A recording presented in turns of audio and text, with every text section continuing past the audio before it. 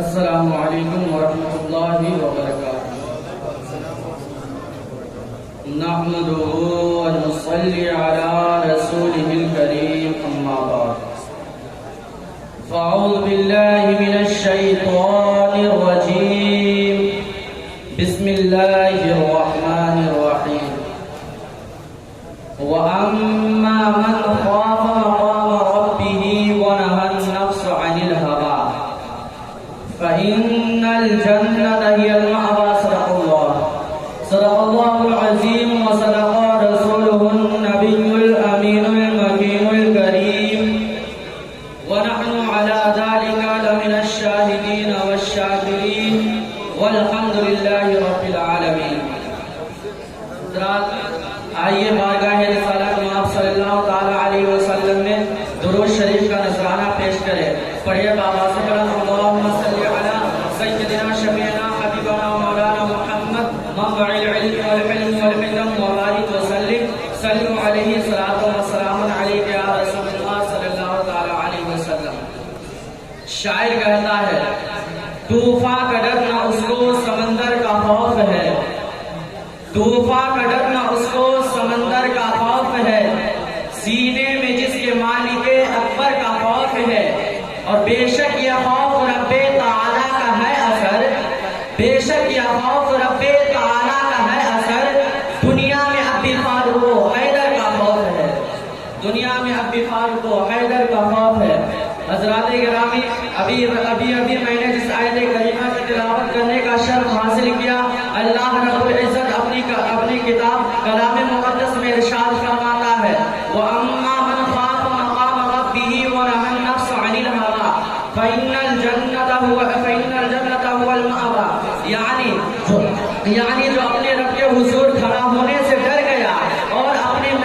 نفس کی نفسانی خواہشات سے روک لیا تو یقیناً اس کا ٹھکانہ جنت ہے۔ عزیزان گرامی، اگر انسان کے اندر خوف خدا اور آخرت کا تصور پیدا ہو جائے تو وہ دنیا اور آخرت دونوں جگہ میں کامیاب ہو جائے گا۔ اخروی کامیابی تو یقینی ہے، دنیا میں بھی وہ شان و عزت کا حقدار ہوگا۔ خوف خدا اور آخرت کا تصور یہ مومن بندہ کے لیے کامیابی اور نجات کی کنجی ہے۔ اس کے بغیر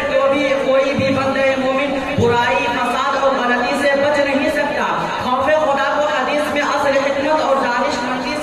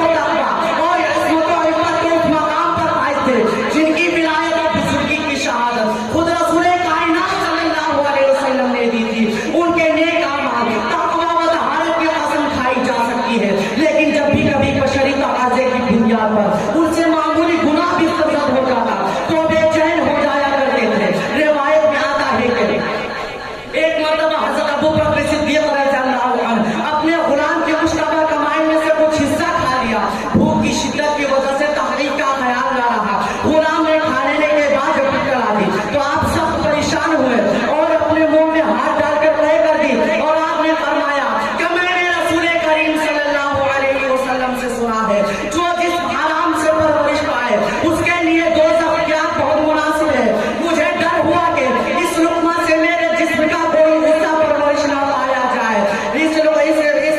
लुक़मा से मेरे जिस्म का कोई हिस्सा परवरिश ना पाया जाए। इसीलिए तो शायर कहता है, तूफान का डरना उसको समंदर का खौफ है, तूफान का डरना उसको समंदर का खौफ है, सीने में जिसके मालिक है अकबर का, सीने में जिसके मालिक है अकबर का खौफ है।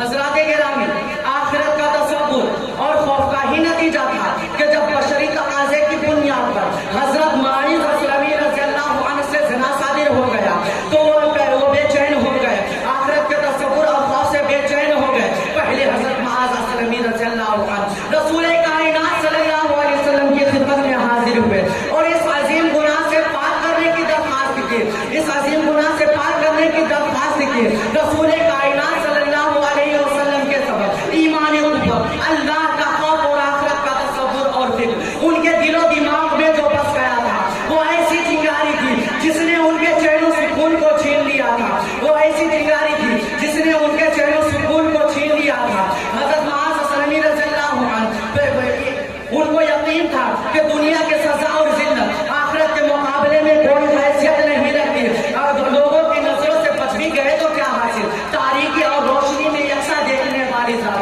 खुदावंद कुद्दूस की नजरों से निजात नहीं मिल सकती। इसीलिए उन्होंने पैगंबर आज़म सल्लल्लाहु अलैहि वसल्लम के सामने अपने जुर्म का एतराफ़ व इकरार किया और आप सल्लल्लाहु अलैहि वसल्लम के बार बार एतराफ़ व इनकार के बावजूद अपने आज़म पर मुसिर रहे, यहाँ तक कि आप सल्लल्लाहु अलैहि वसल्लम ने उनको रज्म करने का हुक्म लिया